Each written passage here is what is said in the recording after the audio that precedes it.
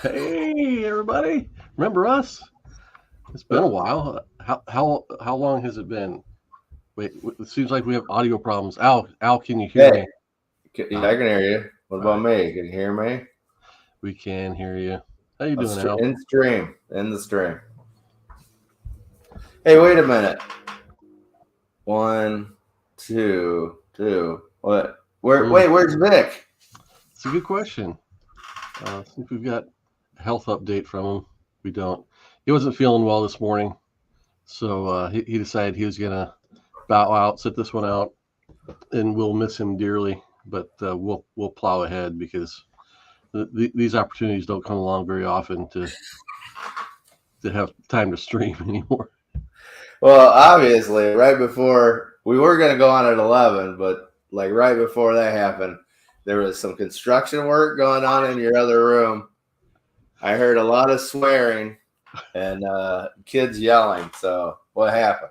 Well, we had it's birthday season here in the J Hood household. We've got two daughters, and both their birthdays land within 3 weeks of each other.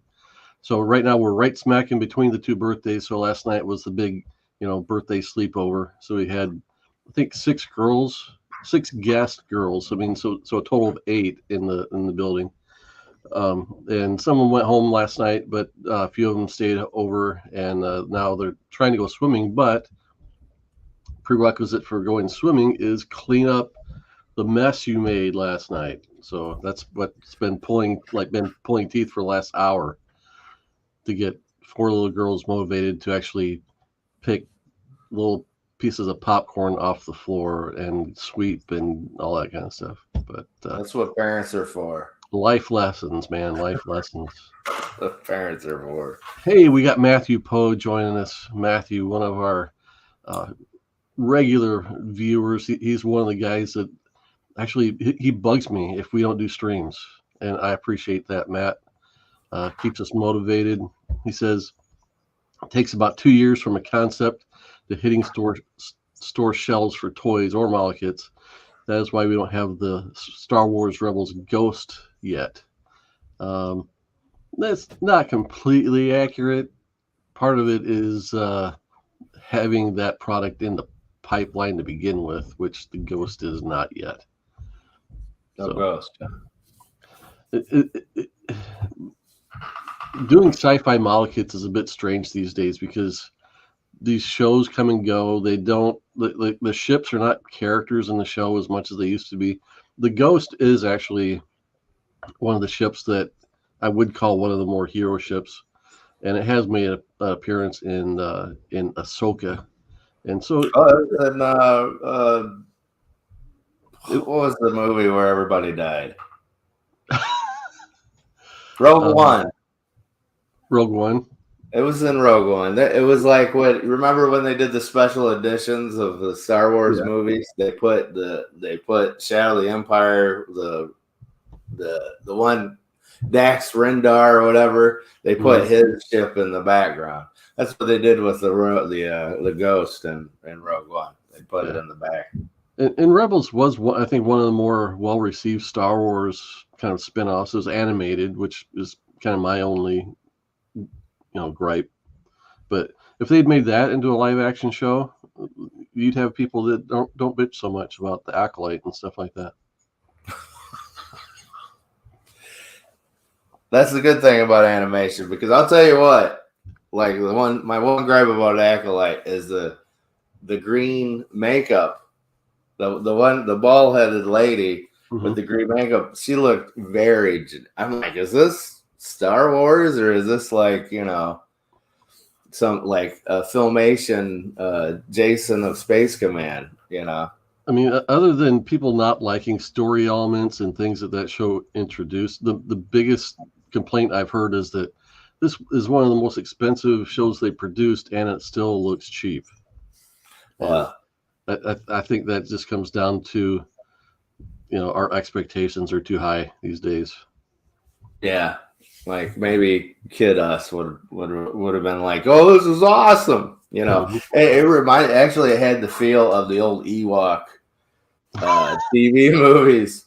I was like, hey, I kind of feel like that. I didn't like those, so maybe I don't know. I haven't watched I haven't watched too many of the Disney movies or TV movies. Have you watched Obi-Wan? Mm, I did watch those. I think I stopped at Obi-Wan.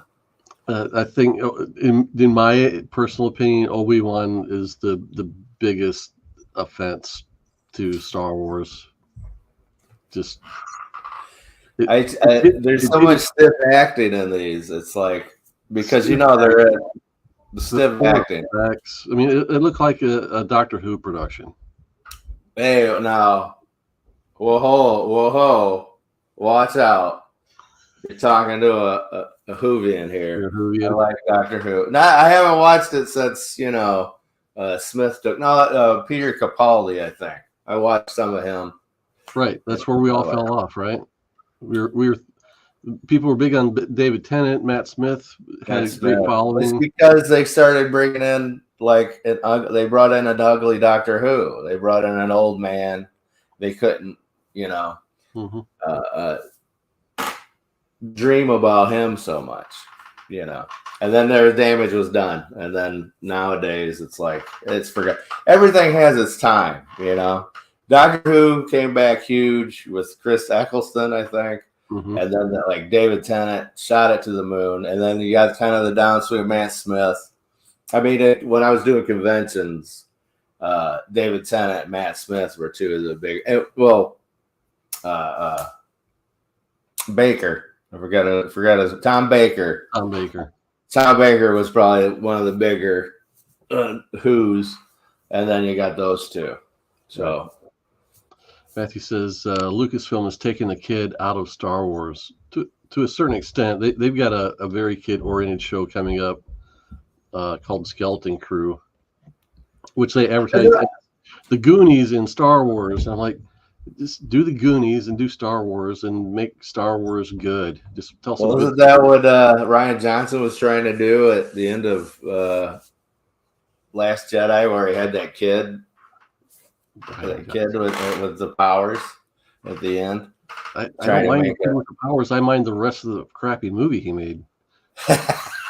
Hey, I'll tell you what. We were talking about this before we went on air. Mm-hmm. Stuff isn't for kids anymore. This is the problem. I'm telling you. Comic books. I don't want to. We're talking hate. I'm not hating this. I don't hate stuff. Okay. Yeah. I noticed that there's no in between with movies or even comic books. If it's for kids, it's kitty. Okay. And if it's for adults, it's like, oh, dark and Rogue One. It's whatever. Andor. That's for adults.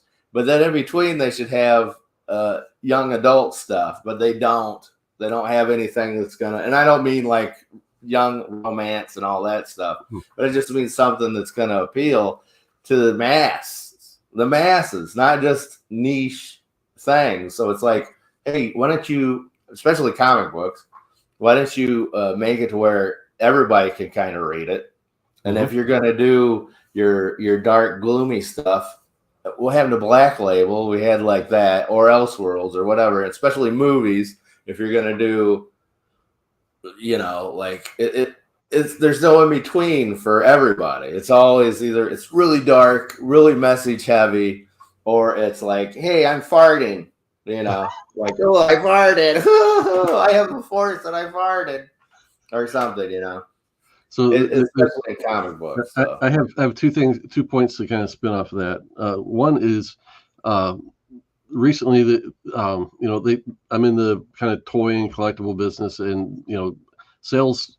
There's some entity out there that keeps track of how the industry does, what the reaction is, like what the trends are, that kind of thing. And for the first time, what they're calling the kidult market, which means people 18 and over, are now a bigger toy market than preschoolers. So that for the first time, that's the adults are kind of consuming more toys than kids. Well, yeah, certain demographics. We got the money. Yeah, we got the money. Well, we got the money, and I see it in my own kids. There's a shift in I don't know if it's because we let them watch TV too young, give them, screen time too young, what it is, but they don't have attachment to their toys. Now, my kids are pack rats, and just out of no other reason other than it's mine, I don't want to get rid of it, they hold on to stuff, but I don't see play patterns where they go back time after time to certain toys like we did, like with Star Wars or G.I. Joe. My kids have had a ton of Barbie stuff. They've had a ton of American Girl stuff. Well, I don't think I this might be something, but I don't know if girls have stuff to really hold on to as much as the boys market, because I know that my nephews, they like, oh, this is Miles Morales, or this is, oh yeah. And I do have a nephew that's a lot like me.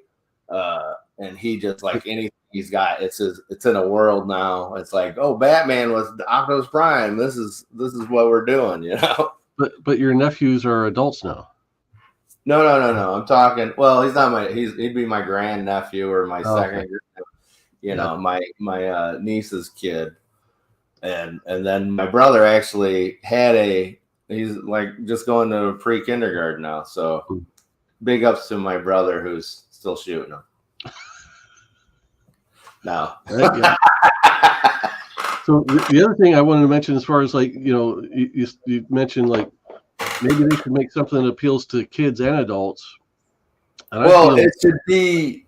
I feel Disney, or not Disney, DC has actually done a relatively decent job of this recently. Recently? Yeah, with basically letting Mark Waid create his own kind of universe in World's Finest. Well, it's so cluttered, though. It's like there's no, I don't know. Here's the problem. I think a lot of people say, why don't comic books aren't as prevalent now? They're not whatever. I think it's because you're just going to one place to get them now. Comic book, even though there's a billion comic book shops now, especially in Michigan, you just have to go to. You're just in comic book shops. That's like, they're not like record stores, okay? When record stores were hot, you were like, oh, let's go get the latest music. So comic book shops are so like... Isn't that exactly what a comic book shop is for comics? I know what I'm saying. You could have gone to Kmart or Sears or somewhere like that to get your records, but you're going to get a very limited view of what's available if you go there. But if you go to a record store where they have record connoisseurs, music connoisseurs like running the place, right, there's going to be a much wider breadth of but you have to have the records in, like I'm saying, comic books need to be in shops or stores. Like they are, but they're like pushed off into a corner next to cards and stuff, which is ridiculous. They need to do something about that. I've always suggested if they were just to like lease or buy or whatever, even though they're getting rid of people in the checkout aisles.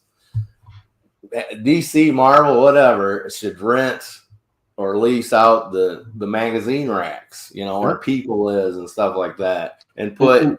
DC did that with their the 100-page specials, right before COVID hit. Well, they're in Walmart, but they're often. Yeah, I agree. They need to be an impulse buy. They need to be. When you go up to pay for your stuff, and your kid goes, "Oh, Batman," and it has to be Batman. It can't be Dark Knight. It can't be I'm ripping people's faces off Batman. I'm not saying it has to be Archie Batman or Goody Batman, but it needs to just be, this is Batman, this is Superman, and this is, this is, you can read it. Don't worry about it. And it needs to be, the covers need to be cool, and they need to be, just like, I'm going to get that. I'm going to get that. Not like, ooh, I got my shirt off, my abs are popping, and, the boringest covers. Everything looks dark and painted. Right. Or AI or whatever they do. Are there any new titles you're reading these days at all? Oh, I just grabbed the latest Turtles #1. I haven't read it. I basically grabbed stuff for sketch covers now. Mm-hmm. I've been grabbing the Thundercats. I've been doing the new Transformers, G.I. Joe stuff, mainly because I just haven't got time to read it, but I got it there. I've read some of the Duke miniseries that just came out from Skybound because they grabbed the G.I. Joe and Transformer license, and now Skybound's putting those out, which I'm like, hey, this is cool because at least it's someone that and the Robert Kirkman, at least he does stuff with his there's somebody with some kind of vision in charge of that line now. Yeah. I don't know, but they still have Larry Hama on the G.I. Joe line, so it's like, all right. So let's see how that goes. So historically, I've had like a mile-long pull list, 10 titles, 15 titles, and it's just whittled down to the point now where there are some books that I don't even pull, but I'll pick up when I get to the store. But right now, I've been reading Geiger, which is mainly for the art. The story is not terrible, so I get that. I've been getting Nightwing. Yeah, he's got a new power, right? New power? Yeah, he gets a power from Deadman to spoilers. I don't know. I haven't gotten that far. No, this is the latest one I read. This is going Fallen Grayson Part 2 of 5. Yeah. When this storyline's done, I'm going to be done with Nightwing too. Yeah. Tom Taylor and what's his name? That's is it Hector Redondo that's been doing the art. Those guys are moving on. Oh, so you have no love for the character. It's just. I do have love for the character. There's been a lot of fill-in art lately, and kind of like the Chris Claremont era on X-Men. When the art is good, it's a great book, and when it's not good, it's kind of a pretty average book. So I've enjoyed what Tom Taylor's done with it. I might give the next guy a chance, but to be honest, I'm kind of burnt out on Nightwing. It's not your Doctor Who, huh? He's not. This new guy is not going to fill in the Who. What's this? World's Finest. Mention World's Finest. Who's doing the art on those? Because Dan Mora has been doing almost the entire run. I haven't been buying the entire run. I bought the last 2 story arcs, which is one of the things I like about the book is you don't have to buy all of them to understand it. And it's just, I mean, it's very like continuity neutral in that it's Batman, it's Superman, Robin is actually Dick Grayson, and all the other heroes appear, but there's no like if you try and figure out in your head, okay, what universe is this in? You just throw that out the window. It's just your superheroes doing their thing, and with this storyline, it's them taking on Mxyzptlk and Batmite. Oh yeah, yep. 2 great things that go great together. And so here on this cover has got like all the kind of the Batmighty versions of all the villains are in there. But it's just incredibly straightforward storytelling. There's drama, there's twists and turns. It's just fun. Dan Mora's art is outstanding. He's one of my favorites right now. You know who else? It's Birds of Prey. There's an artist. Every time I see the covers, I'm like, ooh. And sometimes I don't even see the covers. So I think the Birds of Prey has a great artist. I'm not sure who that is, but I don't know if you pick up Birds of Prey. No, I'll have to give it a look. I know the writer on that got nominated for an Eisner or won the Eisner or something. It's classic stuff. Yeah, there you go. I haven't picked that up yet, so I haven't. And so this is from the same team that's doing World's Finest, but this is set solidly in the current DC continuity. So you have things like the Batman robot, what's his name? It's been kind of the big bad in the Batman books. This kind of new daughter of Brainiac that's appeared in the last few years. Amanda Waller is kind of heading up the she's the main antagonist in it. No. And basically, the book is, or the storyline is the superheroes are being, they're being outlawed and they're losing their powers and things like that. And so it's, even though it's set in DC continuity, current DC continuity, uh, the first issue anyway, I don't keep up with Disney or DC continuity other than what I see in the headlines. And it was a fun story. So I'm looking forward to issue 2. I'm not worried about picking up all the spin-offs and tie-ins and all that kind of stuff. I'm always afraid to just even get into DC because of just Maxi series all the time. Like everything's been. I've been Crisis, I've been Future Stated, I've been rebooted.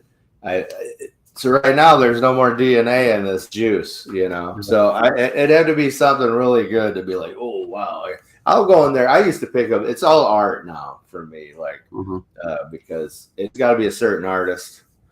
I mean, there was like a I want to say a Lee Weeks run a long time ago on Batman, and I picked that up just because of that. And Lee Weeks needs to do a lot more art, published comic art. Well, I don't know why he stopped. Well, Kerry Nord, remember Kerry Nord? Yes, I do.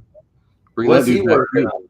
I don't know. I follow him on Instagram. He posts sketches and stuff, and it's like, I want to see more work from you. Such gorgeous artists, such art out there, and I don't know. Maybe they're too expensive, or maybe the people running the show just don't want to work with old people. I think it has to do with the fact that for the most part, the editorial staff they've lowered the bar as far as the pay. So they've got a bunch of newbies in editorial, and the editorial staff that both Marvel and DC have right now, they don't really understand like what we think would make good comics, or historically what has made good comics. And I think the editorial staff is the heart of the problem. Matthew Poe, they're not printed on newsprint. It's nicer paper, of course. It's glossy paper. They're down to like a semi-gloss. Yeah. They should. Hey, there you go. You want to cheap them up, and hey, welcome to Kenneth Bird here. Hey, Kenneth, how you doing? Like I like to say, cheapen up. Put them if you're gonna put them out in Walmart or Target or something. Make cheap copies of them, and if those survive, those would be the newsstand editions. And if those survive, those would probably be worth some money because, you go through a lot at a, I don't know. I don't know if it would be possible for them to do comic books for like Martin's. Put them in Martin's, put them at Kroger's, put them at Save-A-Lots, Big Lots, whatever. Even though Big Lots is getting hit now, but I think they need to do that kind of thing. Maybe they don't. I don't know. Who knows? I don't make big money, so I don't know. I think they would benefit by doing that, but part of it comes down to the stores don't want to deal with it. It's not a big enough margin. They don't move fast enough. It's one of those things where the store has. These days, this is how stores think through. We've got this much space. This much space is worth this X amount of dollars in sales. Put stuff in there that will make that X dollar. Well, I get that, but also they have a bunch of magazines that they just recycle through. Okay, and they have their own. But they like Walmart doesn't take care of that. They have the dealers of the magazine dealers come in and they rotate. They recycle them. Have DC do that. Have a comic book distributor. That actually takes care of that and has the people goes out and does that. That's all you got to do. I know I'm making it sound easy, and it's probably not that easy. Not saying no. Stage. Yeah. This is Mike Howard, is that? Yeah. Have you read this one? I haven't. I am an old. I've gotten as I've gotten into comics. I've kind of gotten my time machine, and I've gone back. I've been trying to get all my Captain Americas from 100 to like 4 something. And I've kind of slipped on this. This is an interesting thing, just from the standpoint. Oh no, he left. I'm trying to do this. There we go. From the paper quality, this is a very newsprint like paper quality. It's very white. The ink, it takes ink very well, but there's no gloss to it whatsoever, and it's just thick enough. It's thicker than newsprint, but it's not the same stock they're using in the comics. Well, there you go. How much does it cost to print on it? You know, how is it cheaper? I think I don't think it's cheaper. It might. Well, here's the thing. I think it is cheaper to print on, and DC is keeping that money because this was a $30 trade, and the reason I didn't buy this monthly is because it was a $10 price tag on the 3 monthly issues. So I was like, well, I want to read it. I'll wait and just get the whole collection, get in a hardback. I always think, oh, maybe I'll get a couple of bucks off, but no. And of course, they bring the hardback out before the soft. You're gonna have to wait a while to get that, or find it at Ollie's, because Ollie's. You probably haven't been to Ollie's, have you? Ollie's is like. I don't like Ollie's at all. Not one bit. So many reasons. Oh, because I've seen some of your models there. Yeah. I have gone in there, and here's the thing. I've never gone and bought books at Ollie's that I got home and looked at and think, yeah, this is money well spent. It's usually I spent $5 on this book, and I wish I had the $5 back because it just isn't. I found the Golden Age, James Robinson, Paul Smith's Golden Age there, hardcover. I found that, and that was like $10 for something. I love that book. There's some books that go in there, and I think, and they had like the baggie of comic books, like they were just, and those are always fun. I'm telling you. You just gotta.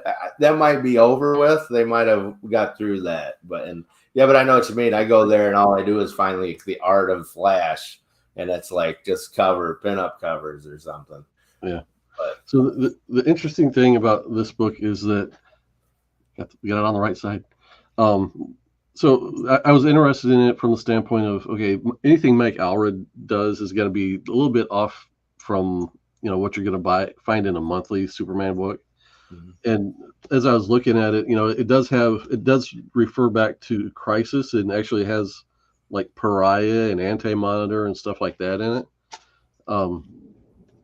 And it is a book that it's a dense read, in that it's going to take you a while to get through it, which I kind of like. That when I spend money, I'm not like breezing through it. But it also has what I would consider, especially for a Superman story, a very kind of unexpected ending. And it is overall just a real interesting take. And so if you're a Superman fan like Mike Allred, I suggest picking that one up. He's working on his current one. He's working on Batman. Yeah, I'm not as interested in that take. I don't know what it is, but about I don't know. Batman does appear in this book, and I might flip through the Batman one and see. Maybe I will go ahead and pick it up at some point. Well, I'm sorry, Matthew. I like Ollie's. It's Anyways, hey, listen, Mike. I was talking about Mike Allred. He's been going since like the '80s. I love his art. There are people that say it's juvenile. Like my nephew went to a comic book shop. And it was like, it was when he was doing Silver Surfer, which I always loved that run on Silver Surfer. I pick those up when I find them. Yeah. So he was like, "Oh, you got any of this?" He's like, "Yeah, I think Mike Allred's art's juvenile." And I guess I could see that, but I was digging the Pop comics when he was doing the Atomics. I was all over that, and the paper in that was very similar to what we're talking about here. It's newsprint, but not like newsprint. Yeah. But I think we need to cherish guys like Mike Allred, because they're the rock stars, kind of. They're like the guys that we don't have anymore. Almost like if Steve Rude was still going in modern comics, if they let him. I don't know what happened to Steve Rude. Speaking of which, if you're a Nexus fan, oh my goodness, he's coming out. He's got a new Throne World or whatever. Have you checked out anything on Steve Rude? I've watched the documentary about him, which kind of fills in why he doesn't get a whole lot of published work. Yeah. But I still totally respect the body of work and his talent for sure. It's like maybe it's just me that I don't pay attention to most artists, because I think a lot of art nowadays is very similar. So to find those artists, we don't really have them in a sense. Like I know you. I don't know if you're a big Paul Pope fan, but when at first I was like, because I remember Andy loved him, and I was but I don't know what it was. I've talked about it here before when he did that Wednesday comics. And now I notice that my art, I love drawing ugly people now. I love to make I've just started doing some speed sketches, I'm going to post one of these years. Mm-hmm. I'm getting a catalog of them. I just did you remember Nemesis of 40? Talking about toys. Nemesis of Force from G.I. Joe. You remember him? He was the guy with the wings. He came with the 3-pack.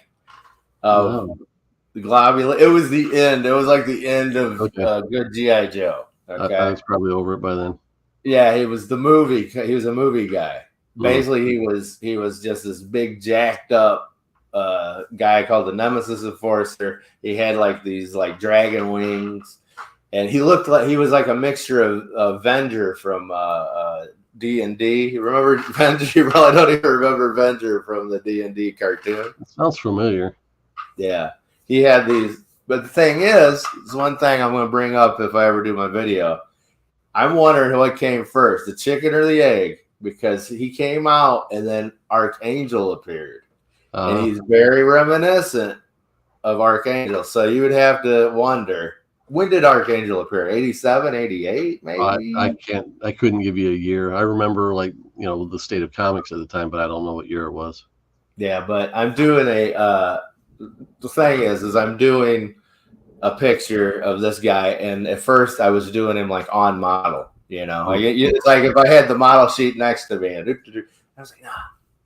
It's like I want to start, and I gave him this big old. He looks like he went a couple of rounds with Mike Tyson, Mm-hmm.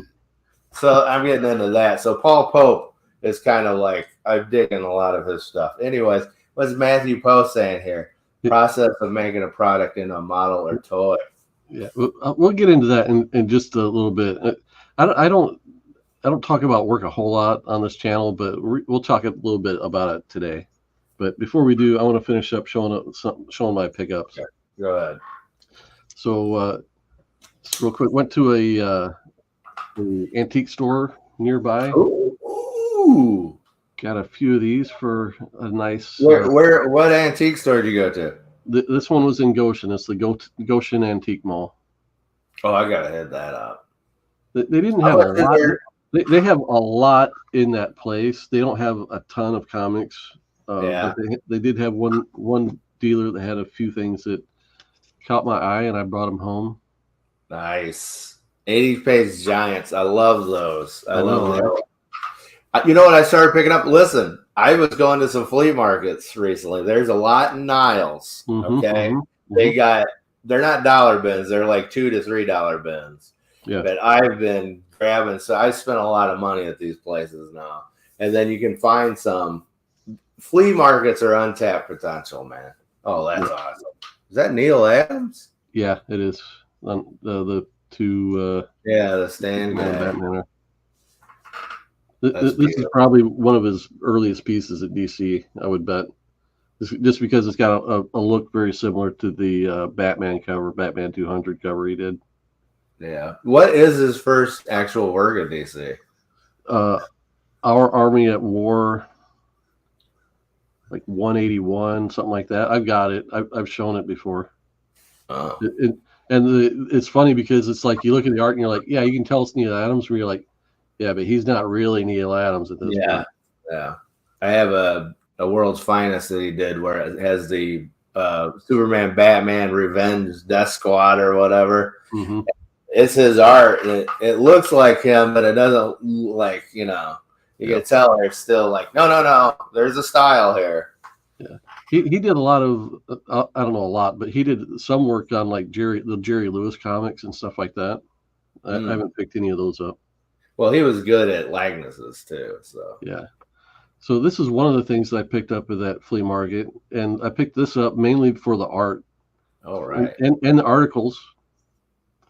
Back in the day, there's a illustrator named Bernie Fuchs that was like the biggest name in illustration, and a lot of times in magazines, all magazines, from Harper's to Saturday Evening Post, is famous for having Norman Rockwell artists, but basically until the early 70s, illustrators had a lot of artwork published in magazines, and Bernie Fuchs was one of the biggest names in illustration.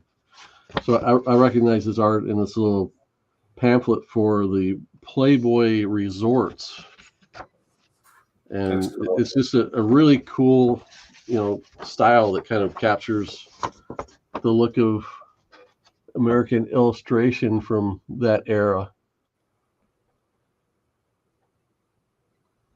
Yeah, that's nice. Guys in comics that would have been, influenced by guys like this would have been Neil Adams was heavily influenced by this guy, and so would Bill Sienkiewicz. Definitely. That's cool that you found that. Like, where in the was it just because it's not going to be a comic book, was it?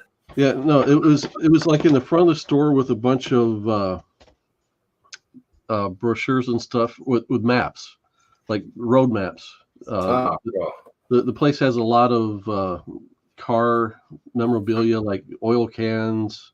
I love that. It's a good place to spend a couple hours just looking through. They do have a nice selection of toys, and they had some of the original 12 Star Wars figures in there. So, boo. I'm not a big spender on the toys, but the thing is, this was I picked this up for $3, and I was just like trying to verify, that this work was by the artist I thought did it. So I ended up going to eBay to investigate, and turns out that this thing sold for like $70 to somebody else, some sucker, a few months ago on eBay. So that sucker was me. There you go. It's got a weird folding pattern. I think I've got it right now. Yeah, it'd be cool. I've got the old. It was the thing that came, the cutout that came with the Darth Vader head case. Mm-hmm. And it was the thing. It was on each side. It had photos of the figures in it. Right. I want to get a frame that's clear on both sides, so then you can I'm gonna flip it over today. Yeah. So I would suggest if you could find or make something, because that would be awesome to fold it out and have it on your wall. Yeah, that's the stuff I dig. That I dig that type of advertisement stuff. Yeah, this is one of those things where it's like, I can't pass picking this up for $3, but I'm thinking, okay, what am I going to do with it? I don't know. I'm going to show it on my YouTube channel, and it's going to go in a drawer somewhere. But it's just too beautiful. If you can at least frame it, if you can get a long thing, or you can make your own frames, really. Yeah. I would frame that. That's a good idea. So this is a big pickup. This goes back all the way back to Wonderfest, which was the first weekend in June. There's a dealer at that show that I have done some trading with. And he's always wanted one of my pieces of art. So I picked, or I didn't pick. I negotiated, traded him some artwork, and brought this home. Make myself big. Yeah, pop that up. 6. Wow. It's not matter now. Yeah.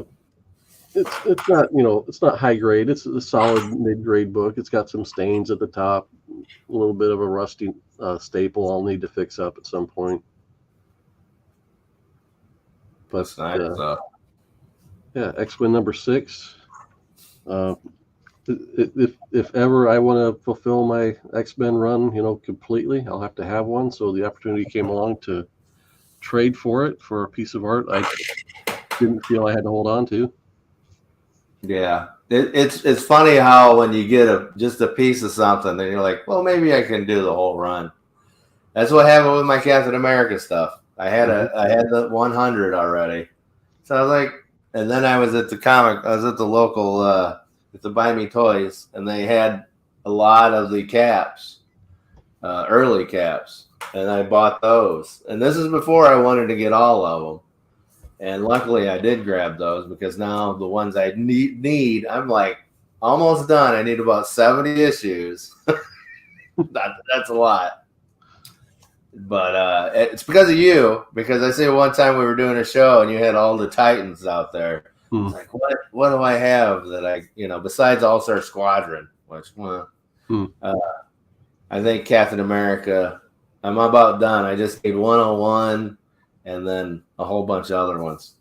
But so my when it comes to like filling runs, the one I'm the most serious about is going from beginning of the Claremont run till the end of the original Uncanny X-Men. So in that, I need about 6 or 7 issues, something like that. When I get that done, I need to go back and get all the Neil Adams X-Men stuff. And then once I get that, I'll go back to like the Steranko. He came out of like issue 48 or something like that. And then once I get that, I'm sure at some point I'm going to want to work on the rest of it. And who knows, maybe someday I'll be able to afford a number 1. Maybe, who knows.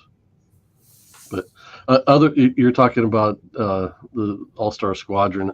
The other books I collect like that are Legion of Superheroes.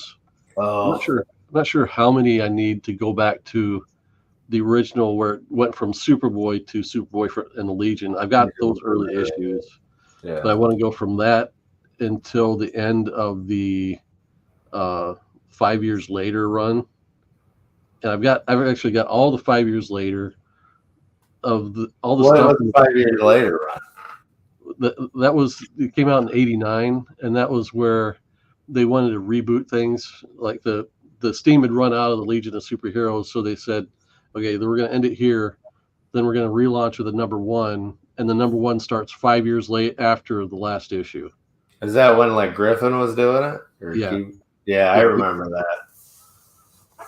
So I've got all that stuff. I've got almost all of the Baxter series of the Legion of Superheroes, and then there are in all I might be missing 20 or 30 issues of the run I want to finish. Sound is way down. So said sound is way down. Is it me? I don't know. I'm talking in my normal cadence. He accidentally hit his mute button. I don't know. I didn't. Can you hear? Am I coming through all right on your end? I can hear you fine. Okay. Maybe it's Matthew. Sorry. So I'm working on that, and then I'm working on Daredevil from the Frank Miller era to the end of the first series. I've got most of that too. Well, you know me, I'm Kirby boy, so like I got Command. I'm still doing Command D, even though he left at a certain point. Mr. Miracle, Forever People. I got my eye on a whole set of those. Luckily, they're only like 11 or 13 issues. Yeah. I needed it started on Demon. I got a couple Demons, but they're so beat up that I need to like get. OMAC I'm done with. OMAC was like 8 issues or something. So I was like, oh, I got all of them. Surprise. Yeah, there's some of those. He was in and out real quick. Yeah, I just picked up some Devil Dinosaurs. I already had number 1, but I like got a bunch of Devil Dinosaurs. I'm talking Kirby Devil Dinosaurs, not, modern, because Time Warp. There's a bunch of those I've been picking up. Oh, and I'm looking out for Captain Victory, the Pacific Comics Captain Victories. When Kirby was doing it, just doing crazy stuff. I picked that entire series up in one visit from one of those places in Niles. Yeah. Yep. Yeah, I can't do that now. Everybody's got them. Yep. There's a comic book shop in Hartford Coloma, Michigan. Mm-hmm. That I picked up like 4 issues from, but they're pretty good. They're Rabbit Comics. Mm-hmm. You ever, even in Michigan, they got a lot of comic book shops. You just gotta, throw. I'm not talking Vault of Midnight. Okay, Right. I'm talking like there's some down and dungy. Like you go in there and you can find some comics, man. Mm. You want some comic books, you can find. Just throw a rock and look it up on Google, and we're good to go. The Rabbit Comics, shout out to them. Cool. So you want to see how toys get made? If the sound's not down, sure. We'll So one of the reasons why I haven't been able to stream in a long time is because I was preparing to go on a trip to China, and then I went on a trip to China, and then recovered from the trip to China. So that was a good 3 weeks worth of me not being able to do this kind of thing. So one of the things I did on my trip though was take a lot of pictures and videos and stuff like that.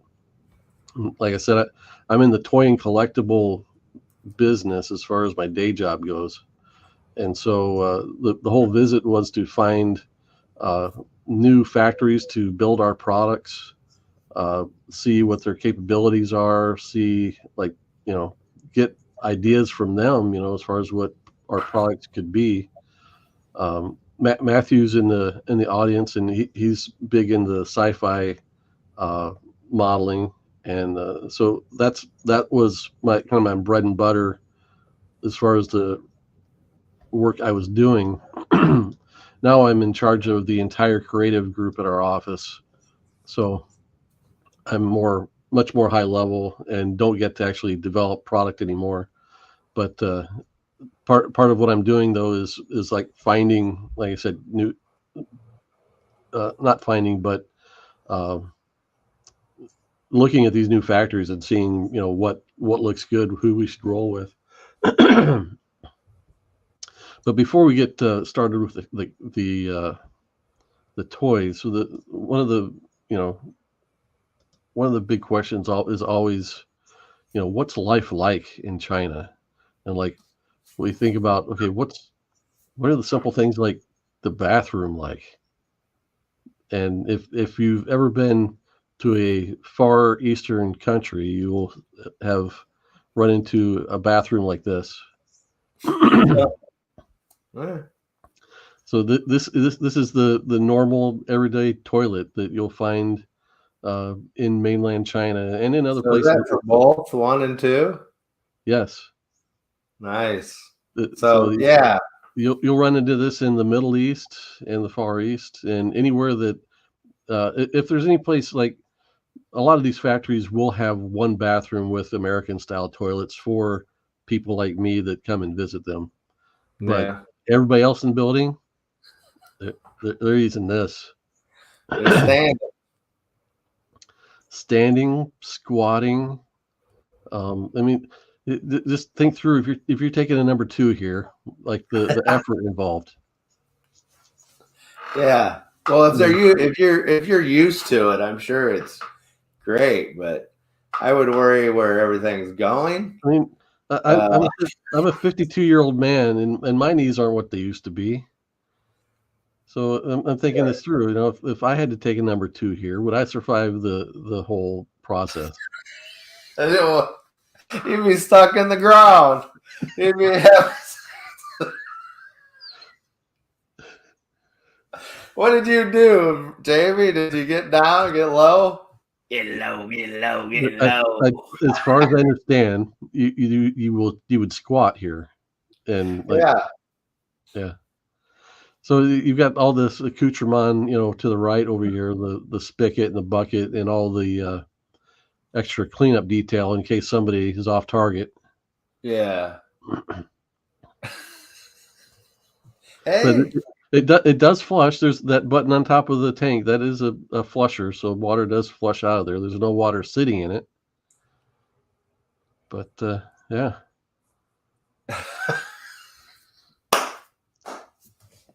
So there you go. Oh man. Good show, great. Everybody.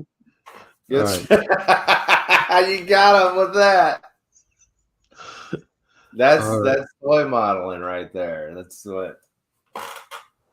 So that's cool. I mean, that's a slice of life we don't see every day. Right. And I could show you pictures of like the fully fried the whole fried chicken from KFC, or the chopped up chicken with the chicken head still on the plate at lunchtime. I can show lots of stuff like that, but let's think about the toy stuff. Yeah, let's get to the toy. Well, one of the things we talk about kind of in the business, so to speak. Well, let's go on. There we go. Is what we call tooling. So every piece of plastic that we own was probably injected, but in a big machine. And the thing that we inject the plastic into, we call it a tool or a mold. So this is a half of a mold for a model kit. This one would happen to be for like a pickup truck. Yeah, you can see it right there. Yeah, so this would be the male side of the mold, and would be the side of the parts with the least amount of detail. So this is what they call the core side. The cavity side would be the opposite. It would be like where you would fill in the body of the pickup truck and things like that. Yeah. These things are big. This is probably 2.5 feet across. So it's a big, giant piece of steel. Wow. So yeah, so that you said that's the male side. So that's basically you're gonna be the inside if you had like the actual cab, the truck. So it'd be the inside. Right. So that's just like, is it injection molding or okay? They just squeeze it in there. Let me edit this one real quick and turn it sideways so it fits on screen better. 1 second here. So yeah, that's crazy. So those are the what do they call those things? The tools. Oh, the tool. Yeah. I remember when I'm always pitching toys to you, like, oh, you guys should do this. It's like, you know how much a tooling costs? The toolings cost so much. But yeah, that's crazy. So this would be what they call the core side, or the female side. Yeah, it definitely has more detail on the bed. So you see the dark hole right in the center. That's the main injection point. That's where the plastic gets injected, and through all the kind of veins you see in there, it flows through that to get to all the parts. Nice. Yeah. Man, how much is one of those setups? I mean, just for that must have been an arm and a leg for your crew or for anybody. Yeah, that one happens to be an old tool that we bought when we bought the brands. But yeah, we do buy new tools, and they are several $1,000s each, which is why we don't get to do quite as many as we would like. Let me see if I can find a picture of a machine injecting. So how many new toolings do you guys actually do as opposed to just use the old stuff? Probably 80 or 90% of our tooling bank is the old stuff. I mean, do you have to renew it, or is it good for all of that? Is it good to go? Is it years worth of, like, you had something made in the 70s and you're using it today? Is it still good to go? Yeah, it takes some work to get the tooling to perform well. So you see this. So this is this is running a tool that's about half the size of the one that you saw before. What is the cost of a tool? Is $2,000 to $4,000? No, we can't buy tools for $2,000 to $4,000. Each one is more than that. So the tool in here is about probably half the size that one I just showed you. But we'll run this video and you'll be able to see kind of this is kind of all you get to see when you're I can't make it any bigger. Yeah, so they like this. trim the flange off of there, or they just The frame, it has that sprue has a few pieces of frame on it. So she's cutting it apart so she can put it in the bag so none of the parts get lost. And then she's sealing the bag right away, which is an excellent way to like not lose the parts that might just fall off the thing. right. So all the action happens inside that press. You know, it's funny how like just having one of those frames with the bits on it, so nostalgic. It's just like, oh yeah, come on. You just want to pop those off. Yep. It's like bubble wrap. Let's try this one.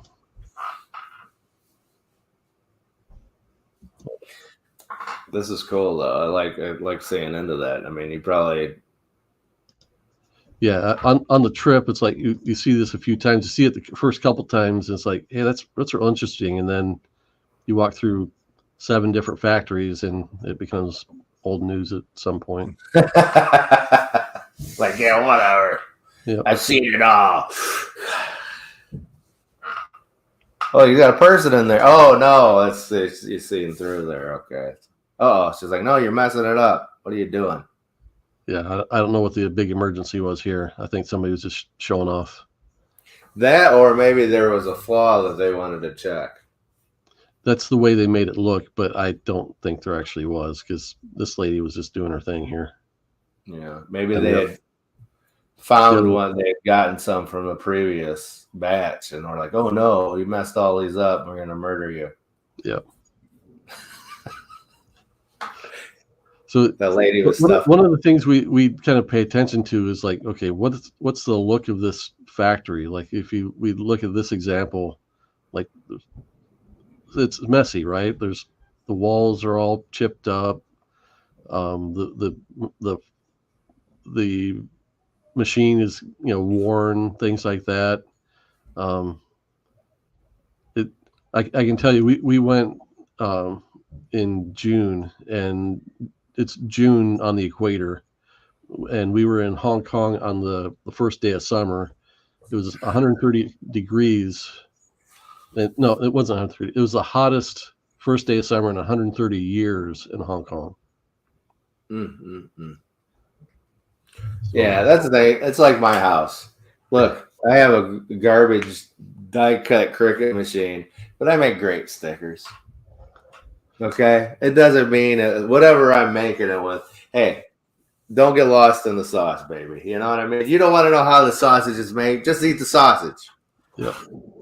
Here you go, Matthew Poe. This one's just for you.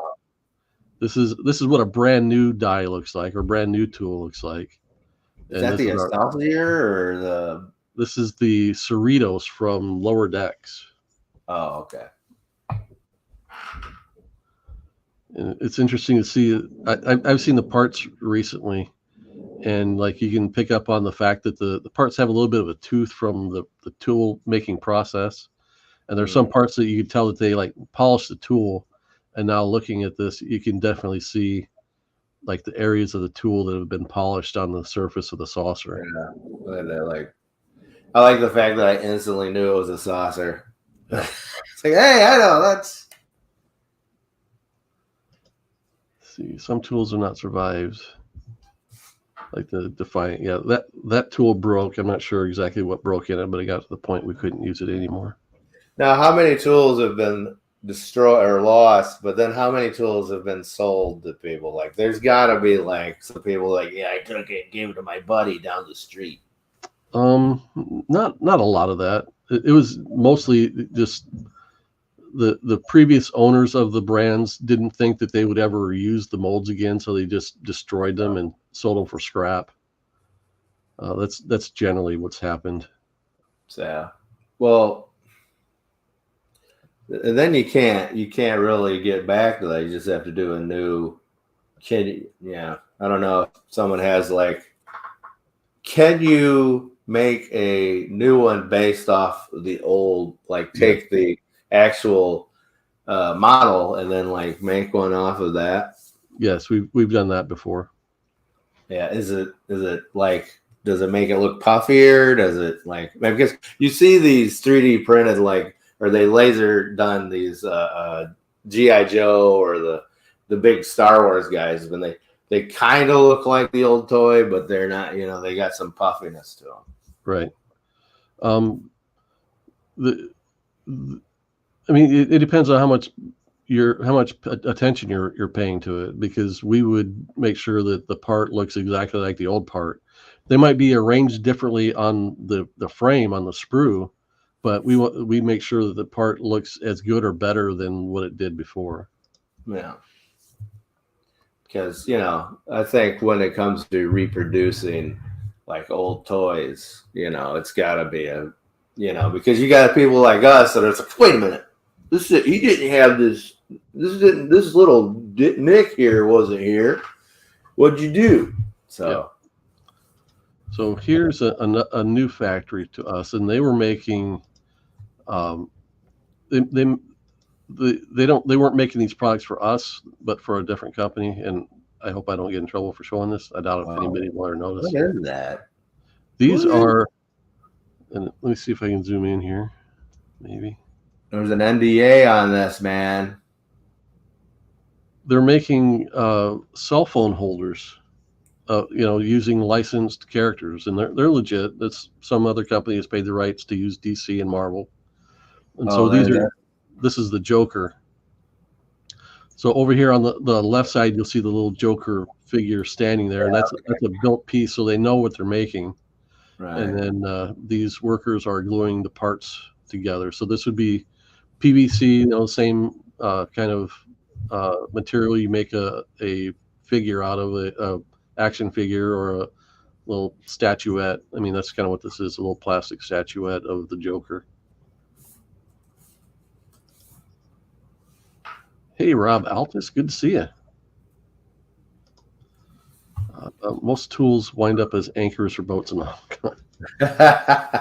That's a vicious rumor. Yeah. All right, let's see. So I've got some actual video of some of this process being done. Here's an interesting one. There's another photograph, but a timely one.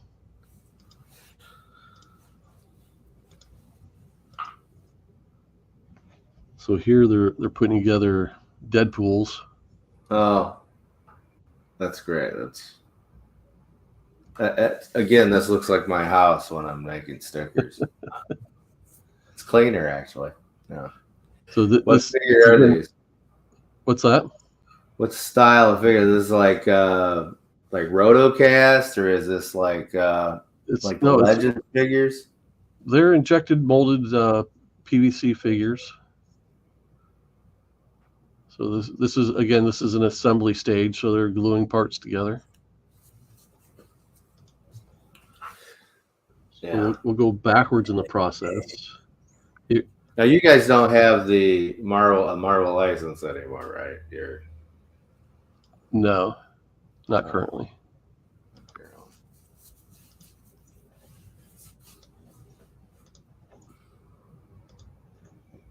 Spider-Man. This guy, he's filling the black lines for Spider-Man. He's using a really diluted paint. So it's like a wash, black wash. Yeah, the unpainted parts are over on the left, and he's just filling the gaps, the black lines with a diluted paint, and then he'll go back and wipe off all the excess. Is that like a Pez dispenser? No, it's one of these little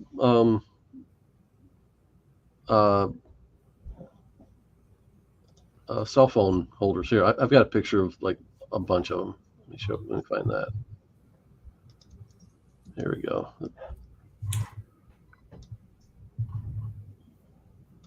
Oh, right. Yeah, I got the Stormtrooper one of these. Yeah, that's cool. I got it.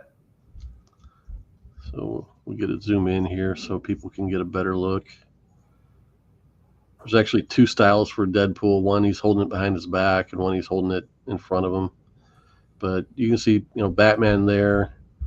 What's his name from It? Yeah. Well, these are like their full body. The one I have is torso. It's like waist up. That's cool. Nice, very nice. That Spyro, the dragon or something. Yeah. Surprised there are still handmade products aspects. But, you know, you get that fine detailing, right? You got to get the Spider-Man line's got to be just right. I'll show you an example of that impressed even me. Let me find this other video I want to show first, though. Sorry, every time I load one of these up, the sound comes on with it.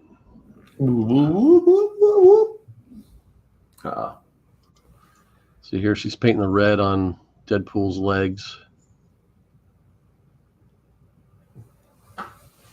Hey, they don't have a mask thing or a stencil? They just know where to go. There's some aspects that it's all hand done like this, and this is where like there'd be a void in the shape of the part that they're just filling with paint, so it's relatively easy to do. And then there are other methods to do things like this with more precision, and I'll show those as well here in a second.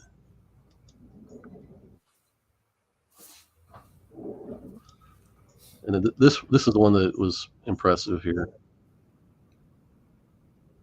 Impressive. And it might not even show up because it's kind of so small. I'll see if I can zoom in. Wow. Oh, the Gwenpool, huh? Yeah. I'm a nerd. But if you know Gwenpool, she's got the webbing inside her hood. Oh, so they're actually doing the detailing inside though. He's hand painting the web inside the hood. So it's like, those are like squeeze bottles, or they have like what they're using to. Yeah, it is really a squeeze bottle. That's interesting. It's got a metal tube on it, so I guess it's just a matter of figuring out how to get the best out of your tool. And then we pay millions of dollars. We go crazy. We fight each other in the aisles to get that special figure that they are just like, yeah, I got tons of them. I still haven't found a Ted Kord Blue Beetle. You understand that? I'm so angry about this.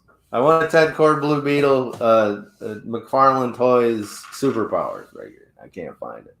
So this lady is painting halo heads. She's painting the black part on the halo head. So this is the way to apply a bunch of paint in a very specific area, like you're asking about. So it's like a mask, a stencil thing. Yeah, that she's holding the part under a hard metal stencil.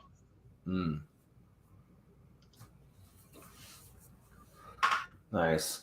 It looks like some type of green food. It's like a vegetables. Halo is still a thing. That's great. I'm happy.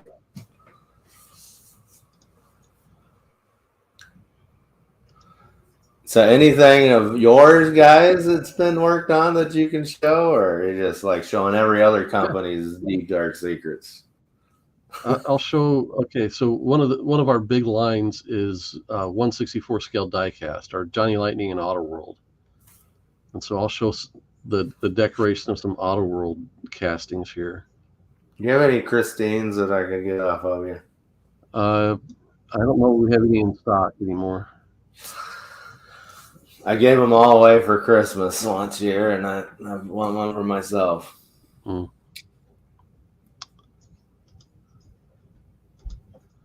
guys have the car. I mean, the movie, The Car. Yeah. There's an 18th scale.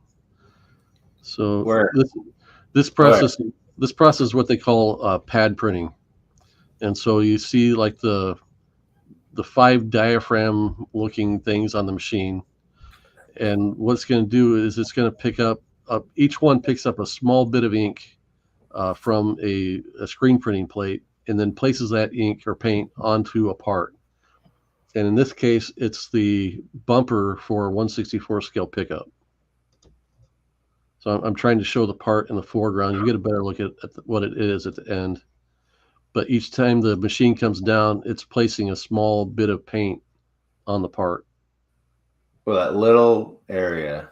Yep. She's like, stop touching that.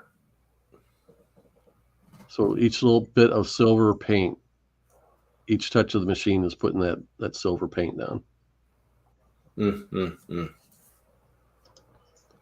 This I'll show a video in a minute of anytime you see like a fancy painted dolly face like Barbie or just a baby doll or whatever.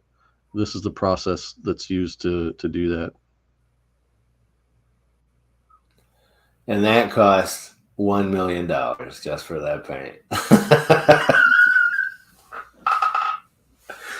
Yeah. And that's why it's outsourced. Yep. Because if it was in America doing that, that would be $1 million for one toy. It's not just the fact that they're inexpensive workers over there. One of the facts that it's kind of lost on people is there are so many people over there, and that's kind of what keeps the cost of the labor down. I mean, if everybody says bring all these jobs back to America, the problem would be there would be too many jobs for people to do. And that's just as far as the math of the amount of people in China versus America. So this is a paint booth, and they're painting the hoods from 64 scale die-cast cars. And the paint is coming out of that thing that goes up and down. You'll see just a real faint amount of paint come out when it gets to the top of the cycle.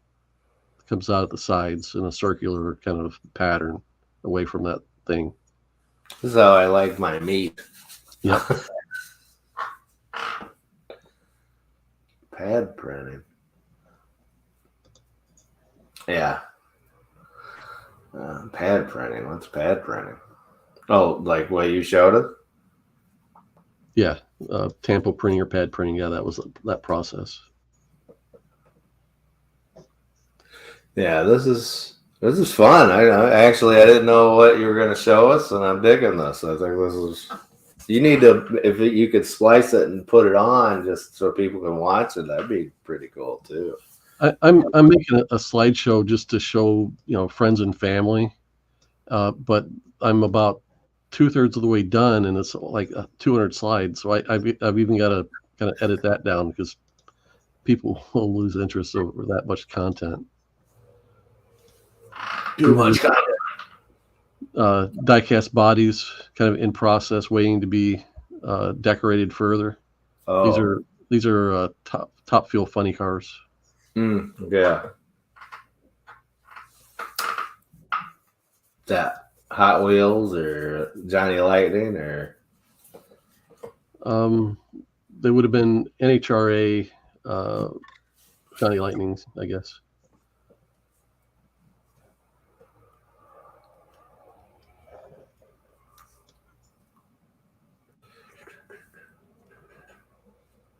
You see any action figure? Your company don't mess with action figures anymore? No, not right now anyway.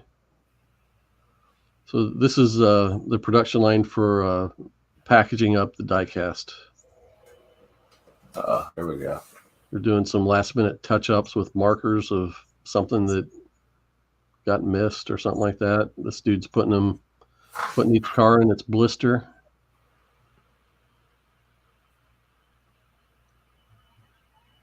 I don't know what she's doing, looking busy. Ooh, look at those nice untabbered with cards. and these cars that are going through right now are the chase cars. They're what we call ultra reds. So if you're a die-cast collector, this should get your mouth watering to see full bins of our chase cars. So I missed the part where they sealed the blister onto it. I'll show that. I missed that.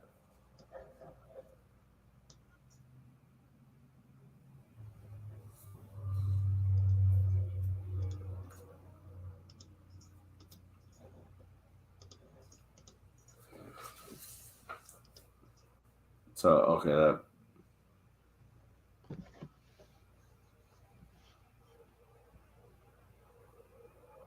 so that like This guy's putting the cars are in the blister.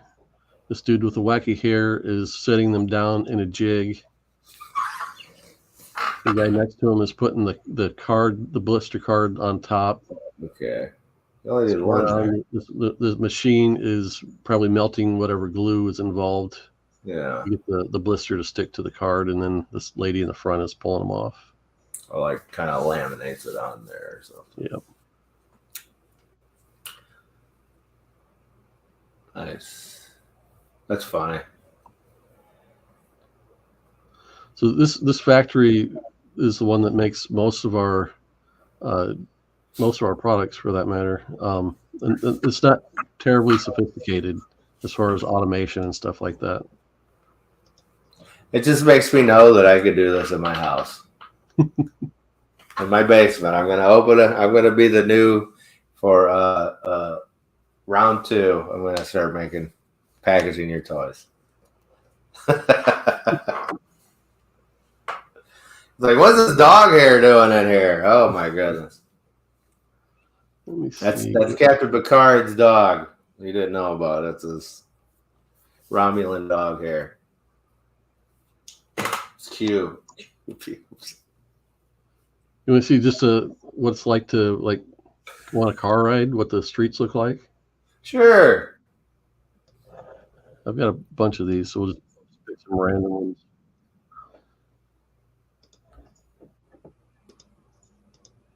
Getting jiggy with it. So if you're in a bigger city, it's generally nicer and cleaner. And once you get out of the larger cities, most of the country looks like America. Rough parts of America. Pretty much every storefront is a roll-up garage door. Whether it's a repair place, a little neighborhood grocery store, or food market or whatever, it all looks like this. I went to China back in 2010, and there were a lot fewer cars on the road. The cars were incredibly expensive, but I saw even more scooters and things like that on this trip. So that's indicative of the growing middle class in China.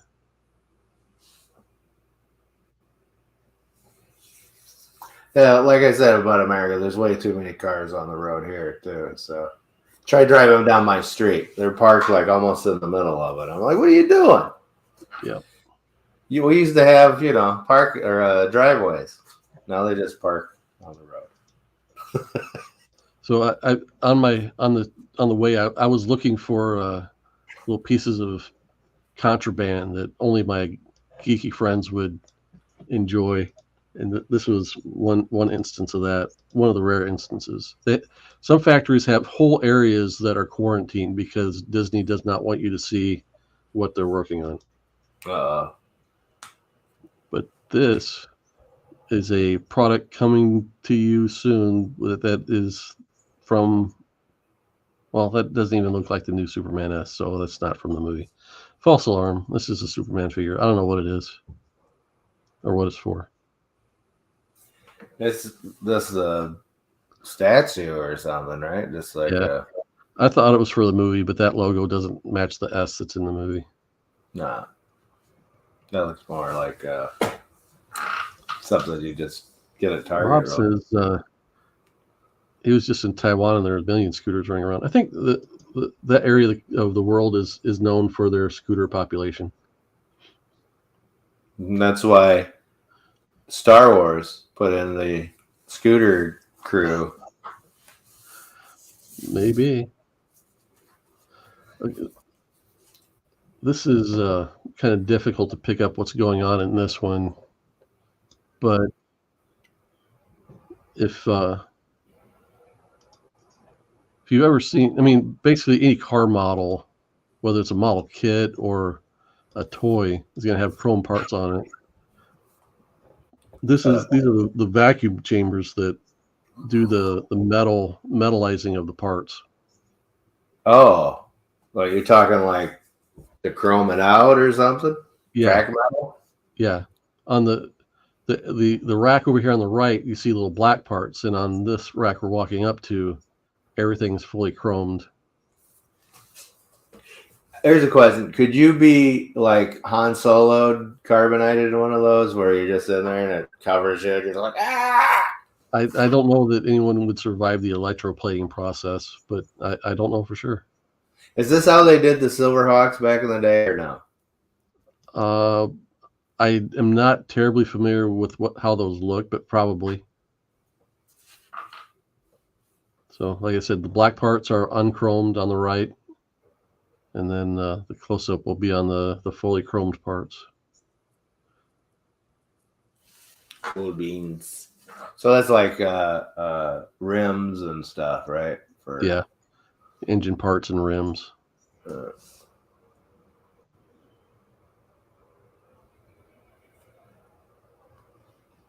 I don't know why this is making me hungry. I like I'm thinking of like butcher shops right now. Just All right, I think the last thing I'll show that's going to be somewhat visually interesting is the process of making a dolly head. Oh, right. Any rotoformed kind of soft plastic goods. This is kind of how it looks and how it's produced. Let me see if I can find this video. I think this is it.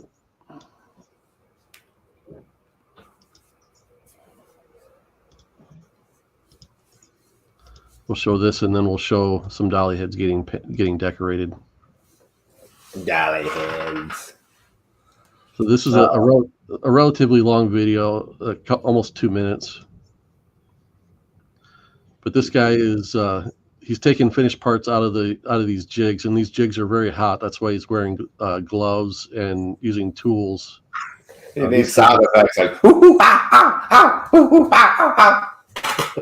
These things have been in an oven, and I'll kind of figure why.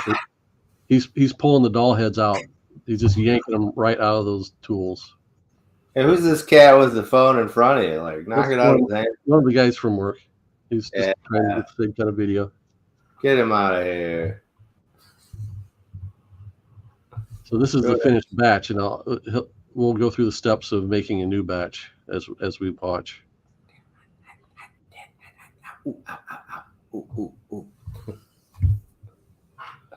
Okay, now he's got this squirt gun of plastic. So he's got molten plastic, just dabbing it into each one of the openings. And then he's going to screw these caps back on. So what's going to happen is this whole rack of parts is going to go into an oven, and that oven is also at the same time going to vibrate this rack so severely that it's going to spin the plastic to stick to the walls of the tools. So he's pulling out his last rack here. This shows how hot it is going into water. So they dip it in water just to cool it off. So that rack had been rotating around. They call it the process roto molding. So as it was in that oven, it was being like shaken around to get the plastic to stick. Comes out, goes in the water bath, and then he's able to pluck them out like he did at the beginning. Yes, thank you, Paul. These are good. These are cool videos. Hey, Paul, how are you? Not what you expected. Pretty cool. I'm digging these. Yeah, you definitely got to like edit them together, put them up just on the site so people can watch them. Maybe do a little like this was my journey into China, and I watched this fire bad. Yep. Oh, wait a minute. All right. So remember we showed the environment where we were pad printing on the bumper of our 1/64 scale. So remember how like dark and dingy that place looked, and how bright and cheery this place looks. Like the machinery is all spiffy, shiny. This is going to use the same process as we did with that bumper. So this is a different place, different studio or whatever. It's a different factory. Yeah. Oh, okay. So you can see the bin on her right has undecorated, or it's not that it has no decorations on it whatsoever. It's got some maybe from a different step, but she's got the part she's starting with her on her right. They're going to end up on the bin on her left. But again, it's the whole process of pad printing going on in the kind of as the machine goes. This has let's count them: 1, 2, 3, 4, 5, 6, 7, 8 pad printing operations in one machine. So it just dabs it on there. Yep. So that you can see the parts she's putting on have no eyes, no eyebrows, and each touch of the pad is one color. It may or may not be hitting two parts of the piece at once. I'm not sure. Like it might be doing the whites of both eyes at once. Then sure, it's like screen printing. You have the screens for each one. So when you do white, you put that down, do the white. Yep. Put down the blue. Yeah. Yeah, it is very much a screen printing process. Does it circle back around, or is it dropping into something? No, it circles back around. It circles back around, and she's manually loading and unloading. The irony of making these toys is collectors stash them up in their closet unopened. Yep. The thing is, like I mentioned at the beginning of the stream, we're wrapping up a sleepover for my daughter's birthday party last night, and one of my daughters got a My Hero Academia figure as a gift, and now that I've seen how the sausage is made, I just look at it and I'm like, there's a pad print. There's a pad print. They had this one's off. They need to adjust their machine here. I look for the theme lines and all that kind of stuff. And that's funny. It's interesting. You've been ruined. You've been ruined, Jamie. Ruined. Again, where you were there, did you find any Ted Cord Blue Beetle superpower figure? Because I need it. I did not see them. I have the bug. I just need Ted Cord. And I opened it. So don't hate me for being a collector of opening stuff. Sometimes you can't endure the temptation. Have you seen the bug? Not that I'm sorry. You finish you, and then I will digest. Go ahead. I'm done. Yeah. So I love these videos. Like I said, I think you should edit them together. Maybe do Mr. Rogers talk over there. And put them on this channel. I think people would be real interested in that. Yeah, I mean we kind of buried them pretty deep in this episode and went like 45 minutes on it. So there's definitely something I should be able to do with that. I probably should have, gotten like, hey, can you sign this so I can publish your likeness in this video and that kind of thing. But I don't think anybody's really going to pay blur their faces. Yeah, I could do that. Blur it out. Put my face over it. It was interesting because one of the factories we went into, we looked at the workers there and we're like, can I see the paperwork on this person? Because they look a little bit immature. But then as I was looking at them and thinking about it, and I was thinking, as a 14-year-old kid, I had sweaty summer jobs in crappy factories just like this one. And that kid's probably, he's more than 14, but he wasn't like, I don't think they were really breaking any child labor laws or anything like that. But they definitely had teenagers working there. But I was like, oh, As a teenager, I worked in a factory too. It I mean, happened well, living in America. what's the legal age limit over there? I mean, I'm sure it's a different age limit. I mean, there are laws in place to keep from having legitimate child labor, and uh, whether there is or isn't over there, I have no idea. I just know that we wouldn't, our company wouldn't deal with anyone like that. We do have standards for humanity, and But not in toys. No, I'm joking, buddy. yeah. I mean, one of the things as we were evaluating these places, it was like, what's the working environment here? Like, we've had people joke that I would never use that factory because I heard the boss hits the workers. And it's like, it's a reality of things that happen over there, and we're going to make sure we're going to deal with factories that have decent working conditions, especially on the hottest day in 130 years. Hey, don't knock it until you tried it. I mean, hitting employees is feels good. I'll take your word for it. Mentally abusing them is even better. Yes, do a video. I think you got something with the video. I think that would that with, like I said, some Mr. Rogers talk over. Yeah. But I've got to finish up the slideshow I'm working on, edit it down, and then I actually need to. You saw the one guy that had his camera phone there. I need to go through his stuff and put a presentation together for work for my coworkers to see. Part of the reason they sent me and this other guy from our department was we've got new management in the company, and they're bringing in a lot of kind of new takes and ideas that a lot of us are kind of find somewhat unnerving. Let's examine our factory and see if it's really the factory we want to continue using, or are there other better partners out there? Just asking the question, and they're sending us on kind of fact-finding missions, and that's part of it. So part of my duties for being the head of our department is to kind of lay out what I saw there for them, so that they can have some amount of buy-in from somebody that's not a total stranger to them. Yeah. I went from, in December, I was just a guy in a cube. In January, I was promoted. I didn't understand at the time the full scope of what the promotion was. And I basically went from guy in the cube next door to senior management, and didn't know that I was going to be senior management. And so that's why I have a hard time finding time to be able to come on and stream. Because you're so busy.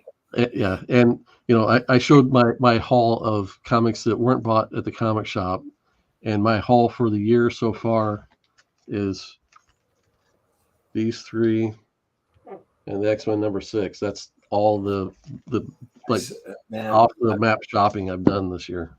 If I was at home, I would show you that I went to Motor City Comic Con and bought a whole long box of comic books. I'm so jealous. Dude, dollar bins are insane, and they're in good condition. Mm-hmm. I pulled out a Dazzler book of the dollar. Now this is Dazzler. It's like worth $20 now, and that was they had tons of Marv Wolfman Perez Titans in there. Mm-hmm. Yeah, it was gross. But there's another Motor City coming up. Actually, I know you're busy, but August, are you going to the South Bend convention? The one at the fairground? No, it's like the 10th or so, August 10th. Send me a link on that. I am not able to pay attention to those things. Victor pointed out one that they're doing in October at the fairground. Yeah, there's one. I think it's the one you usually go to at the Ramada Inn or the Comforts Inn or something. Yeah, I doubt if I'll take the time to go there. Oh well, I'm dollar bin David now. Yeah, and I love it. Yeah, that guy's got some dollar books for sure. Yeah, but to go back on to so you said you're senior management now. Does that mean you get to bring in ideas of stuff that your company should be working on? Yes.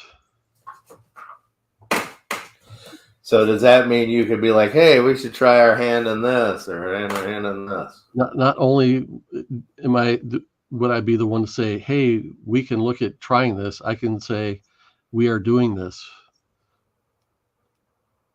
Hey, if you want to get back on making figures for that, no, does it gotta be old tools, or do you got? No. Can you like? The management that's come in wants to grow the company, and we're looking at other things to kind of buy into, buy up, things to start brand new.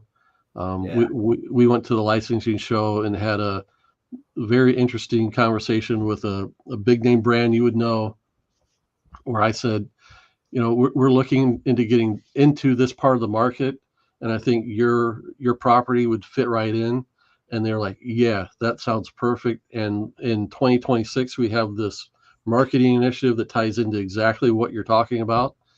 And I'm like, 2026 gives us plenty of time to develop the product and launch it in time for their launch, or their marketing promotion. So it's definitely, things can happen, and they can be brand new. And we're going to have the kind of the political or emotional will within the company to proceed with it, invest in it, and make it happen. Nice. Hey, if you need Jack Kirby to come in and create some universes for you, I can do something. Okay. Huh? I'm out there. I'll just put that out there. If you want to try anything, I can pitch some stuff, whatever. I'll talk to you off air about kind of, it's like the boss has said, this is a kind of line we should develop. And I'm like, yeah, but it's kind of been done, but I'll run it by you, and I bet we could figure something out. So. Oh my goodness. Gene Winfield reactor custom car die kit. That's on our radar, because it was also used in Batman. It was I think they dressed it up as a Catwoman car. Oh. Yeah, speaking of that, I guess, did you see? I know this is up, but I'm shocked to see it. Okay, McFarlane put out their Kickstarter things. It's the Sea Craft, the Bat Sea Craft from the old Super Friends, and he's got the Black Manta vehicle from the old Filmation stuff that he's doing for Superpowers. I wet myself a little bit on that. I was like, I want these because you never see them, and I think that's awesome. McFarlane Toys is going Kickstarter now? Yeah, because everything they send to Walmart's pretty much like, I think it's going to be like a Mattel collector. Like a Matty collector. Yeah. Matty collector. I know they do a lot of that with G.I. Joe too. Yeah. Well, it's hard with, toy lines to get, they flood that. And then they always have, like, especially Superpowers. It's just everything's Batman, Superman. So you're not going to find the cool stuff. This gets back to what I was saying earlier about, the adult collector market is bigger than preschool now. And it's because of, that they're not building that stuff for kids. They're building it for us old parts that wanted it when we were kids, and now we have the money to afford it at any price. I just wish, of all the molds that were still out there, I wish they still had the superpower ones, because some of these superpower figures that McFarlane's putting out are hard to look at. Unless it's a whole new tool. I mean, like that Batman has like these arms that just like, If you're not gonna do the power functions, you don't need their arms to be like that, Right. But I don't know if you probably don't. You don't get out to look at toys on the shelves. Do you look at other company toys or no? I honestly, I need to do more of that, because there are certain things that we are actively tracking, but I need to take a wider look at and keep an eye on everything on the shelf, not just the specific kind of categories. Yeah. I mean, it would be hard to make a toy line that's really going to be, because there is a lot of toys out there. So kids are, their attention is all over the place. So to be able to focus on one thing is crazy. Right now, we don't have anything in our company where we make it and we say this is for a kid. We need to find things that are in that category. There are things that can be for a kid but aren't specifically targeted as a kid or at a kid. Oh, well, let's see. Are we going for a complete 2 hours here, or what are we doing? We're going to wrap this thing up right now and move on with our days. And we'll let everybody go. We got Paul Newitt is hanging around, Rob Altus. Thanks for stopping in, Rob. This is the first time that I've seen your face in the chat. Matt Dupo, thanks for joining us. And thanks for everybody that catches us on the rewind. I hope this episode has some replay value. And maybe I'll even publicize some of the content and people will come take a look. But we'll wrap this one up. And remember, keep your priorities straight. Faith, family, comic books, or toys, or whatever geeky thing it is you're into. And we'll see everybody next time.